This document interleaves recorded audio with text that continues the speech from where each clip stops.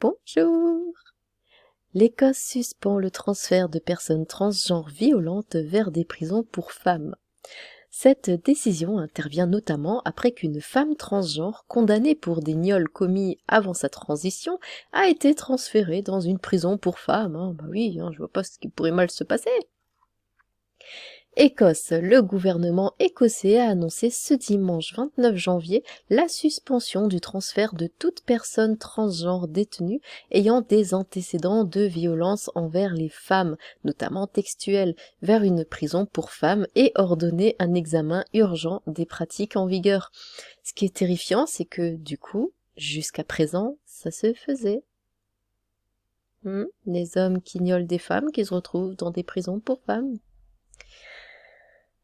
Cette décision intervient après que 2 cas emblématiques ont créé de vives réactions.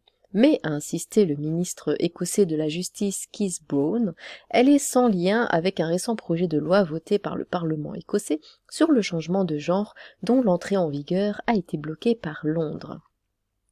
Expliquant comprendre l'émotion dans l'opinion publique, le ministre écossais de la Justice Keith Brown a dit espérer que les mesures annoncées dimanche rassureront quant à la capacité de l'administration pénitentiaire à assurer la sécurité de toutes les personnes détenues. Les cas Tiffany Scott et Isla Bryson.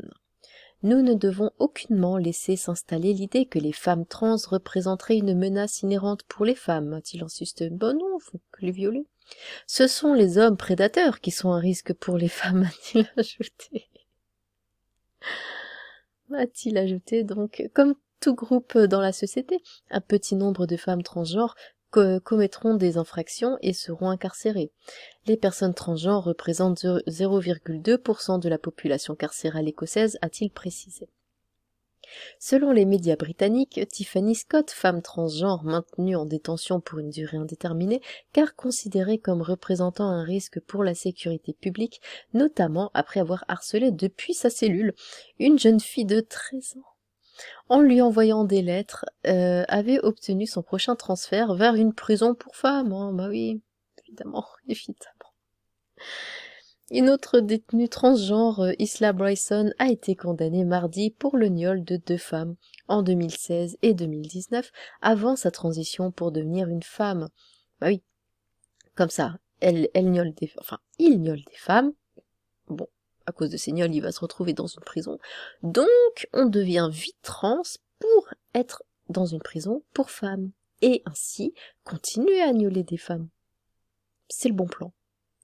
D'abord incarcérée dans une prison pour femmes dans l'attente d'une décision sur sa peine, elle a finalement été transférée pour un établissement pour hommes. Pardon.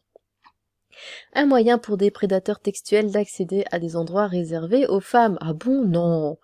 Mais qui l'aurait cru ?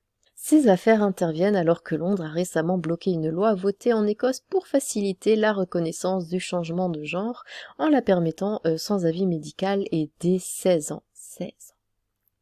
Ces mesures sont critiquées notamment par des militantes féministes qui y voient un moyen pour des prédateurs textuels d'accéder à des endroits réservés aux femmes, malgré les garanties prévues par le texte. Ben oui, combien d'histoires il y a d'hommes qui deviennent trans, mais pas parce qu'ils se sentent femmes ou quoi au fond d'eux, c'est vraiment pour pouvoir s'approcher d'enfants, de jeunes filles ou de femmes ou autres, dans des endroits où normalement ils ne pourraient pas, comme dans les vestiaires, dans les saunas, ce genre de choses, et ensuite essayer de les agresser.